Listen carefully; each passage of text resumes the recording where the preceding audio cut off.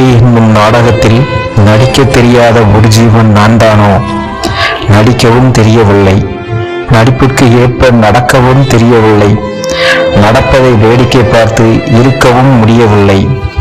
சிரிக்கும் நேரத்தில் அழுகிறேன், அழுகும் நேரத்தில் சிரிக்கிறேன். என்னில் ஒரு மாற்றம், எதிலும் தடுமாற்றம்.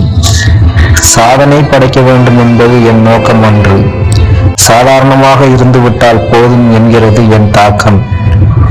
ஒவ்வொரு முறையும் மாற்றங்கள் வேண்டும் என நான் நினைக்கும் முன்னே ஏமாற்றங்களும் தோல்வியையும் என்னை தழுவுவது ஏனோ? ஒவ்வொரு முறையும் ஏமாற்றத்தை சந்திக்கிறேன். ஆனால் ஏமாறும் விதமும் ஏமாற்றும் மனிதர்களும் தான் வேறே தவிர ஏமாறும் நான் மட்டும் அப்படியே. அன்புடன் தனிமையின் காதலன்.